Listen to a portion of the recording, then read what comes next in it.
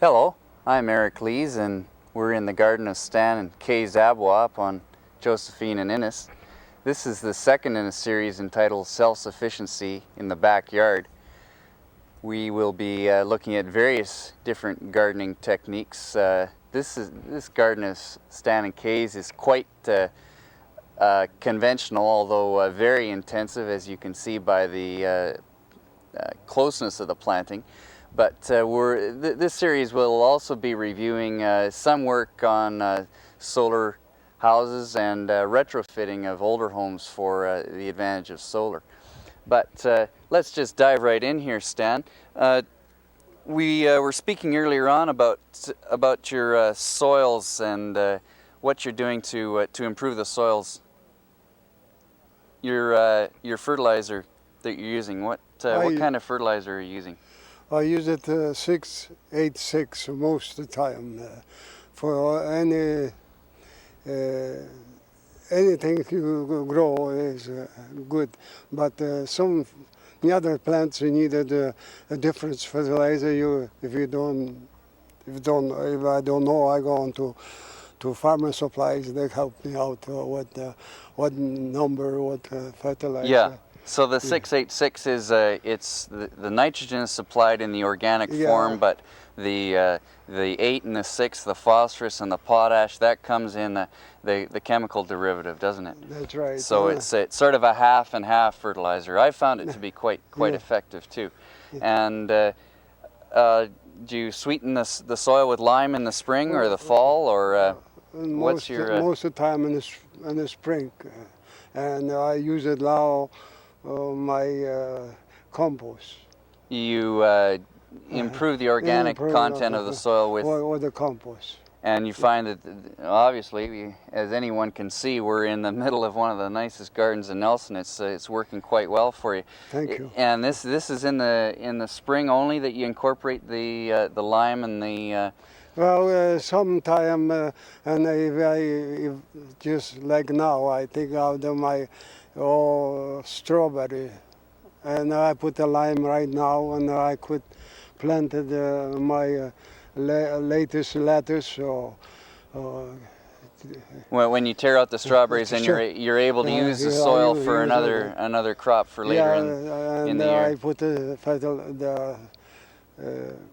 lime right now too. You can see. Yeah, we saw over there that. And that was you tore those out mainly because the plants were old and there was a bit of a strawberry weevil problem, wasn't there? So you're hoping that by raising the pH of the soil, you're going to be counteracting the weevil problem. That's true. So it's the old story. If you keep the soil good and strong, then you should be able to keep the upper hand on the pests, eh? Yeah, that's the best way. Now, there's some head lettuce here that looks like I could eat one or two of those for lunch myself right now. There's lovely salad there, isn't there? Yeah, it's the New York. This is the New York variety, is it? Right. And this. Never use it for meal. No. It's so big. Well, you know, I can get pretty hungry. The New York variety, that's a Dominion seed, is it? That's Dominion seed, yes. And it is there. and most of your seed is from Dominion. Dominion seed, yes. Although you were saying earlier on you did get some from Stoke. From Stokes, yes. My chard, the rhubarb chard. So you're trying some of the specialty items through the Stoke seed. Right. But the Dominion seed, you're able to get that locally, or do you order that? I send away to Ontario for it. In January or February. February, right? And you found good success and service with their seed over the years? Yes, I have had good success with Dominion seed. And do you collect any of your own seed? No, I haven't tried that yet, but I hope to. Start on it next. Some of the winning plants that you've got, you'd like to be able to carry on. Now these lettuce here, they're notorious for aphids. Stan, what control are you using on your aphids in the garden? Use diazon. Diazonon? Yeah, diazon. And because you spray them in the early before the using the harvesting time. Just read it on the and menu, and they tell you how many days you you can use So it. you read the label very carefully Yeah, so that you're that's sure for not sure. to That's for harvest it with any of the residue on the plant. That's true. And you keep a close watch on the plants early in the year so that if you do have to spray, you're going to spray them before the problem gets too carried away. Is that right? That's true. Yeah, you got to get them before they develop to fly. And what kind of a mixing technique do you use with the spray, Stan? Do you mix up just enough for what you're going to? Just for the day, the time you spray. And if there's any left over, you'll dispose of that right away. That's true. You won't put any of that in a container and label it because no, this is not a safe practice. No, you don't. Recommend it to. You can do what they don't tell you. What they don't recommend. That's for sure. Because who knows? Some child may come along and see an unmarked bottle and could be a pretty nasty accident, couldn't it? Yes, that's true. So are you using any other insecticides for the aphids? Pretty well just diazinon. Diazinon, is that right? yes. And so far the aphids haven't become resistant to it, or you haven't. No, you haven't not needed yet. to, not yet. Yes. You have it from the other. You have it now difference so replacing the diazinon, but I'm still using it. You're still using the diazinon. Yeah. You haven't tried any of the powdered insecticides at all. That there are a couple that no, we haven't. Specifically for beans, like for the flea beetle or for the no, potatoes. we haven't tried anything like that yet. We haven't had that much trouble with the beans or the potato beetle.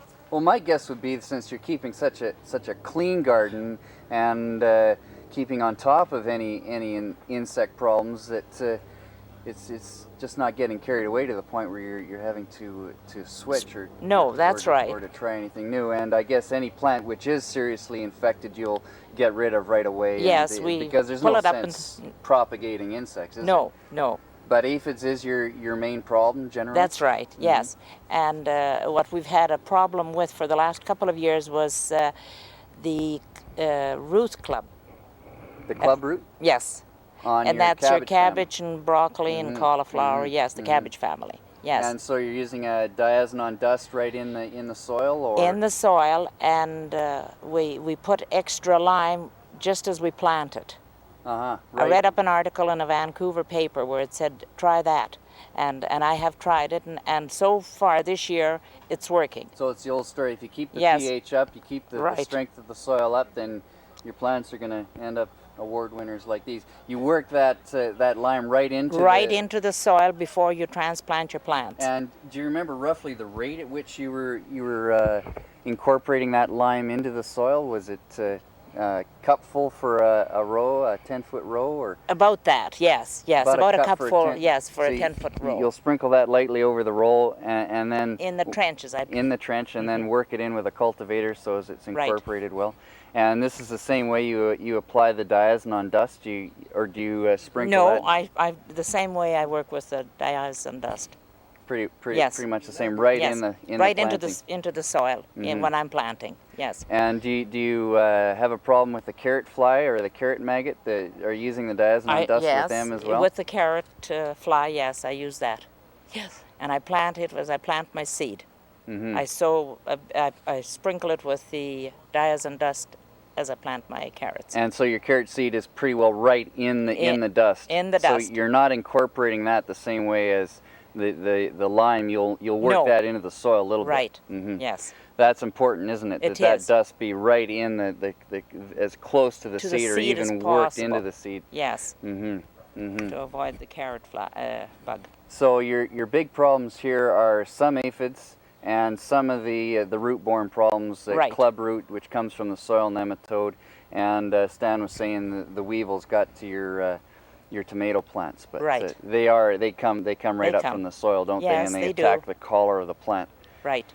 So you're hoping that by improving the pH of the soil with a lime next year, you'll be able to plant and avoid all that. And avoid all that.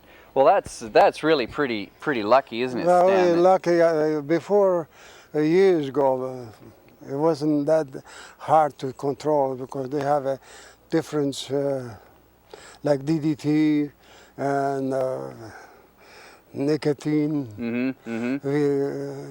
We keep aphids away. You spray them once. And that was it for the year? No, maybe 2 months or maybe 5-6 weeks. This time now is not strong enough to keep them away. Diazinon isn't quite strong enough to keep them away for that long, right? So you've got to really inspect your plants closely, and if you see the problem coming back, try to hit them again. Hit them again. Now, when you do spray the plant, you're just spraying it till the point where the spray is running off. Just a little bit, aren't you? You're not trying to drench the whole plant. No, no. The idea is to just contact the aphid or whichever bug it is you're trying. Yeah, you got to get them from the bottom and they go up. Spray it all on the leaves too, not only at the top. Sure, because those little devils they're in the toughest places to get, aren't they? You have a good name. Well, I've got a lot of other stronger words, but I don't think we should be using those here. Yeah, I know you have some problem. You got some problem. Yes. Yeah, I'm not sure if our viewers caught that, but that little white cabbage butterfly floats around, and she lays her larva right in the broccoli or the cabbage family. Or the cauliflower, yes. And then you got a white. We get a little green worm from that, don't we? Yeah. That eats the leaves. Well, what are you using for the control of that? Of the cabbage looper, or the cabbage worm? What is it, dear? Remember. I know in our family the big control is the thumb and forefinger, and if we get in there on time, here we go. You can see a couple running around here now, but good. So if you have half a dozen, that's all right. Yeah, that's fine. Yeah, you can just squish them and they're gone. But well, I know Diazinon does control them. Do you use malathion at all, Stan? Malathion, that's right. Is that the one? That's the one. Yeah. You got to get them too. If you notice one, you got to spray them. That's right. Early in the morning, so the sun kill it. There's no use to spraying if it's a rainy day. I was going to ask you about that. You usually try to spray early in the morning? Early in the morning on a sunny day. Not too late, because if it's too hot, it's not good. You burn the whole thing. Now, as far as precautions go here, because this is a point I like to stress, because these chemicals they can be dangerous. Yes. Do you protect yourself with rubber gloves or rubber boots or a mask at all? Well, if I spray on a cherry tree, I put a mask, gloves. But in a garden, you just do.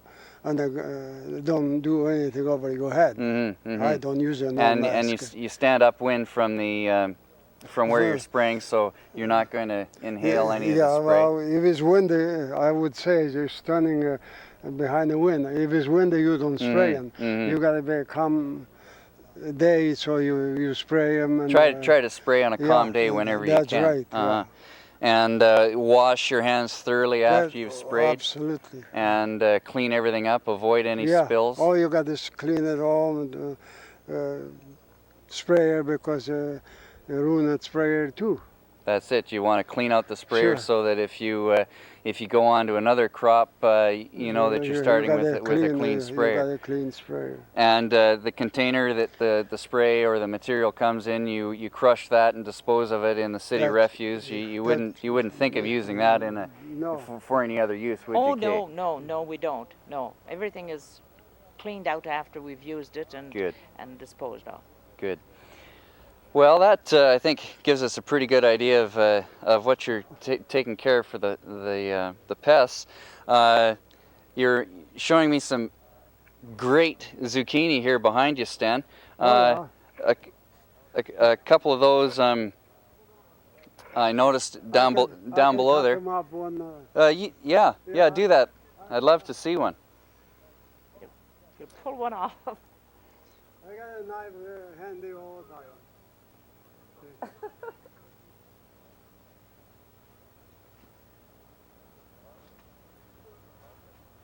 Here's one. Lovely. That's just about the right size, isn't it? Yeah. Right. You got another?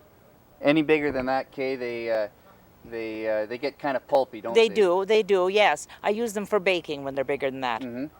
So Making zucchini cookies and cake. Zucchini cake Yes. and bread and Yes. just about everything. Good. Well, let's hope our technician can take one of those home for dinner tonight. Right. He's welcome to it. We've got lots there. But Stan, come on up here. You were showing to me earlier on that you had some boards around where you seeded the zucchini initially, and you were saying this helps with the slugs.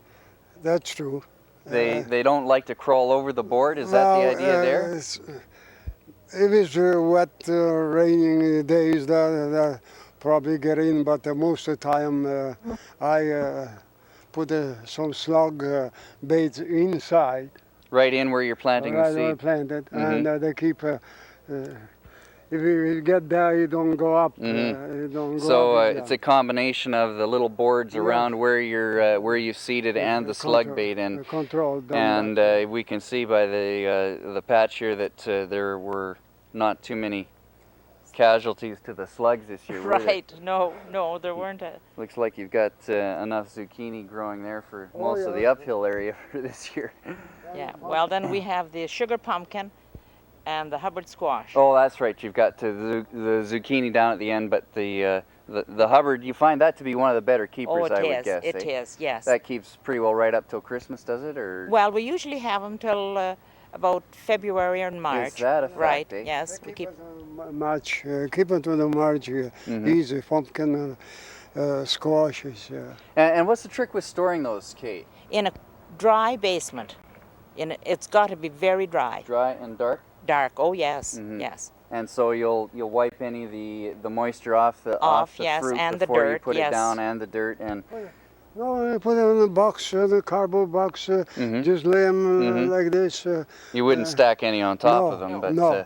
And right up till February or March. That's Right. fantastic. We've had them right along. Back to the lettuce here. This was the New York head lettuce, and this is the Cos, if I'm not mistaken. And that's more the leaf variety, isn't it? Right. That's yes. But it's a lovely lettuce. Yes. It's just lovely. And Stan, is this the first or the second sowing of lettuce here in this That's little the second, spot? This is the second. That's the second. So let's stay off the cord here. Oh. So how long ago would you have sown these?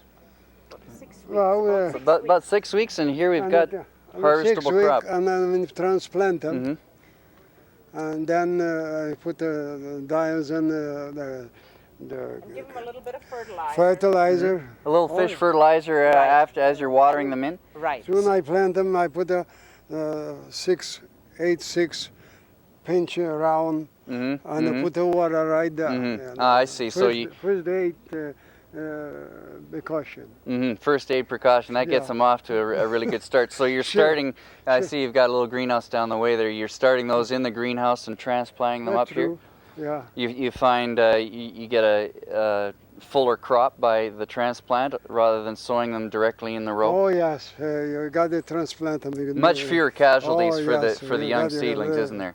Yeah, you can really get it heads to get from the seeds. So when would you have put your first transplants out then? Would that have been sometime in May, I would guess? Huh? Around April. You're able to get you're able to get lettuce in the ground in April. Yes. What be the latter part of April? Yes, the latter part of April. So that crop you harvested, and then as soon as they were out of the ground, here you were The next gone one again. is ready. 6 weeks later. So do you think you'll have time for another sowing? Have you got some more coming along here? We got the lettuce ready to transplant them. I intend to do that yesterday, but there was too That's hot. right. I see you've got some little seedlings there. That now that the soil's warmed up, those young seedlings are They come up real they fast. come up really yes. well. So there's no Yes, they need do. then for the greenhouse. No, is No, there? Once we've warmed up here. Got a stronger plants out. We got good strong plants. Now these onions here, interspersed with a little bit of dill. These are the Spanish onions in the front and Italian in the back. Is that? Italian red in the back here? Yes. It's a little hard to distinguish without being close to them. But what's what's your plan here now? Will you thin these as you need onions, and That's that? right. We thin them and use them for green onions now, and then by the end of September we've got good big onions.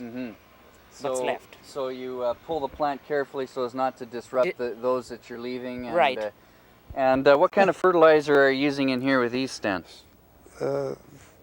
686, and like for roots, beets, or carrots, I use it 4-10-10 now. It used to be 4-12-8, now is the 4-10-10. So that gives us, cuts down on our nitrogen a little bit. Yeah. But that's fine because although you'd like some nice green onions, you're really going for the good strong root, aren't you? And that's what the phosphorus will bring along, is that good strong root. Now these dill here, Kay, these are volunteers from last year? Yes, they are volunteers. And I just left enough of them so as I can have enough to dill my pickles. Dill your pickles, exactly. We used it day before yesterday, making 6 jars. 6 jars of pickles already? By Yes. golly. 6 quarts. And yesterday making 4. Fantastic. Well, that's doing really well for this time of year. Keep busy out and in. And these, Kay, these are from sets that you purchase locally, are they? Or What? the onions? The onions, they're from seed. They're from seed. They're from seed. They're my Dominion seeds. And you got these going as late as February, did you? Or No, are these some older seed that you got going in earlier in the year? This was seed that I had planted the first week of May. First week of May? Yes. By golly, well, I was my guess was wrong there, because generally, the Spanish in particular, they're started quite early in the year, aren't they? Yes, yes. If you're going to transplant them, like some that I've got further up there, there's a couple of rows there. Well, I transplanted those. Oh, that Okay, the onions. Yes. They are from sets? Seedlings, and then I transplant them in May. So you sowed the seedlings early in the year? Early in the year, yes. How early would that be? Oh, February. In March, I'm sorry. That late? Yes. So you're starting then from seed. I guess you could get the sets directly from the garden center or from one of the supply stores. But then with the Spanish onions, I like the seed. And start them from seed. Well, they're certainly doing well over there. We're right in front of the broccoli patch here, and I hope our viewers can get a good shot of some of these broccoli. Maybe this is the best one here, Stan, to show off. It's just about ready to. You got more. Oh, there's another one in the back here, but one. they're really coming along nicely. And Kay, you were saying it was a bit of a struggle to get Stan to put these in, because they are rather difficult to get started, aren't they? They are, yes, and then the bugs get them, so. But they really seem to be susceptible to those root problems we were talking about earlier on. Right, they are. Of all the cabbage family, but there's great success here. So after this is harvested, then you won't pull up the whole plant, will you? Because there's lots of side shoots which. You come ahead like this, and you cut it just. Not too far down. Not too far down, and then there's all shoots coming. In 2 weeks' time, you got another crop. They're not quite as big, but great for the freezer, aren't they? Yes, Eric, you have an idea. It's not that big, but you got enough so fill the pot. That's right. And Kate, you're saying the trick with those is not to overcook them. No, do not overcook them. That's right. That's the way I like mine. Bit of butter on there and a grated cheese. I can taste it right now. Stan, let's take a walk down behind the cucumber patch there. Okay, we're going down.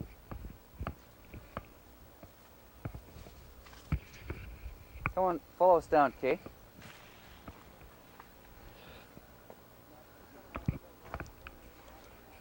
Now these are coming along quite well, and you're saying earlier on, Stan, that Kay's already put up quite a few jars of dills from this one box alone. Right. Yeah, that's right. From this patch here. Yes. And so the trick here is this frame which surrounds the box. I missed it some right here. Oh yeah, there's one right there. Yeah, that should be picked.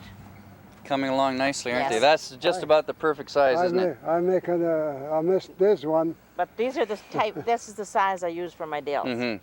So this you just use straight in the Right. salad. In the salad, yes, sir.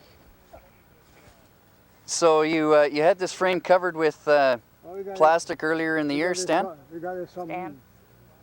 Oh yes, you seed it beginning in the May, and then you cover with you got to make a bed, straw, good dirt, Bit of compost? compost, mix it with the dirt, and you cover with the glass, all plastic. So you have some windows or some plastic frames which you put on here? Yeah. That heats up the soil and away they go. They heat up, they go. But one thing you got to be careful, if the sun coming, they are just up. You got to lift it. Be sure you get some ventilation in there before it ventilation, gets too yeah. hot. That's right. And That's the man. Or else you'll have cooked cucumber cooked plants. cucumber plants and not too many lovely dills like these. So are you using a fish fertilizer or 686 in here? Fish fertilizer. Use a fish fertilizer. And then if it grow up a little bigger, put a 686. And then water that well Sure, water in well. that, So yeah. you're using the fish fertilizer when the plants are young. That's Then right. you leave the fish off and go with the 686. That's true. And the cucumbers are pretty well pest free, aren't they? There's Well, not too many things that bother a cucumber. Well, slugs won't touch them. No, I haven't had trouble with the slugs. Not the same as with the zucchinis or the squash. Zucchini, yeah. That's curious, isn't it? I wonder why that would be. I don't know. I haven't solved that one yet. No, I haven't they're the learned same. enough They're about the it. same family, aren't Kinda they? rough, Maybe the texture is it, eh? yeah. And it's important with cucumbers. Usually you're provided with a male and a female, or at least one male seed for say 6 or 8 or 10 seeds in the packets. So That's right. if there's an odd-looking seed in there, it's always important to plant that as well. Yes. It's certainly not to be discarded because Oh, no. without that fertilization, we wouldn't be seeing these results. So Stan, when would you take the frame off then? When would you take the glass off? Well, you have to lifting up till start to. About the time that the start to- plant is hitting the stop, glass. yeah. I see. That's so far it fit the glass. Sometimes I even raise the glass up. Put a block or two underneath. Put a block. So So you're taking full advantage and of then the. you got overnight. You cover them. In the daytime, you lift it up, give them air. You cover the frame with some burlap or something No, like that? Is that no. what you're saying? Oh, you cover the plants Plants back over with the glass. With I the see. glass. Because this isn't a hotbed, actually, is it? No, You're no. not putting hot No, manure they're underneath there. cold frame. It's just a coal frame, right? Well, they're certainly doing well, and I can see you're going to be busy later on today harvesting a few more of these. Yes. Well, they come real fast. You want to take a look at Let's be careful of the cord here. Yeah, let's take a glance around at the tomatoes here. I'm just going to duck through the back of the bed. And what's your trick with tomatoes then, Stan? They're just doing bananas here. This looks great. I guess another, what, you say a week before we're going to have some tomatoes on there? Ripe tomatoes, yes. That's the pruning. That's the pruning trick. Well, let's take a look at that because that's prune. as far as I'm concerned, that's one of the important things about pruning, isn't it? This is a sucker which is coming off, and you can see there's a few flowers at the top of the. Right, but they never meant nothing. That's right, and I just missed that, and I see now. I just just take them off because there's so many suckers, and the tree, the roots, you can't supply everything. You got to just prune them, so you're just leaving enough the good fruit for the fruit to grow. Because this is an awful lot of leaf for a few flowers at the top, isn't it? That's true. Whereas here we've got lovely fruit clusters right on the stem without a whole lot of excess leaf. Yeah, Do you prune any of these lower leaves, Stan? Oh yeah, I do. See, That's what this is here, is it? Yeah, that just cut off so you don't. Are you able to get a shot of that there from the? This is a stump. Stump. It's a maybe we can just take it Yeah, right off. that's right, yeah. This is a lower leaf, which has been, the top 3 leaflets of the leaf have been removed. And the idea here is that we're trying to grow fruit, not leaves, so we're leaving a minimum amount of leaves so the plant can stay healthy. Isn't this the way I understand it, Stan? That's what I do. So what we have here is a large lower leaf which has been tipped back, as they call it. And shaded the fruit too. So that's the big pruning, isn't it? Is the Yes, suckers and that's some of the right. lower, larger That's leaves. true. And will you pinch any of the flower buds later in the year, Stan? Probably another 2 weeks. I cut them up. I have cut them up someone already. You're already cutting some of the flower buds off. It just waste your time energy. and your energy. Yeah. Energy from the roots. Because the fruit that's set from almost now on, it's not too likely you're going to get any. You're all right. Fruit off. You're all right about 10th of August. After 10th of August, you're just wasting. Any fruit that's set after that is really going to be green, and unless you're a big fan of green relish or green. That's right. Any of the green tomato recipes, then it doesn't make much sense. Well, they're certainly doing well here, and you've got them staked up. That you find that to be the most effective way, rather than a frame of some kind. Laying it down is not enough room here. No, there's not. It's all right on the fields. You plant it this way. Here you plant it just foot apart. Well, you got to go on like a skyscraper straight up. So you're making full use of the space you've got. That's true. What variety are these, Kay? Do you remember? That's early girl. Early girl. Early girl. And are you growing any other varieties?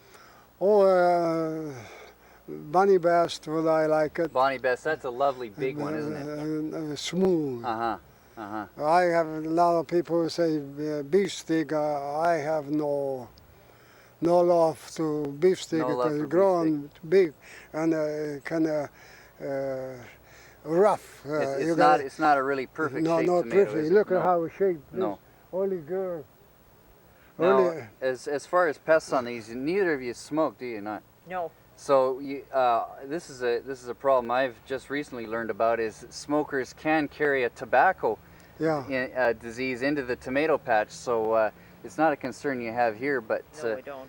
And really, tomatoes, aside from that tobacco mosaic, they're pretty well pest free, aren't they? They are. A few white flies or aphids every now and then, but they're really not too bad. How about fertilizer on these, Stan? Well, I use it 686. 686. I use it some fish. A little bit of fish? Yeah, a little bit of fish from the beginning. In the early part of the year. And these will be plants that you've started in the greenhouse and set out, around Victoria Day? Right. May 24th? May 24th. Oh, yes. This is generally the time to set out any of the frost-sensitive plants. Yes, isn't and it? we watch Elephant Mountain when the snow's gone off of that. Although this year, it was on. May not have been able to plant out till 1st of July. That's right. Well, I tell you too, that was planted on 26th May. 26th of May. So this isn't really even an early crop, is it? This is pretty well your mid-season. Yeah. So Bonnie's Best and Early Girl you found to be the... Early Girl, this is Early Girl, and for the earlier tomato. I like it.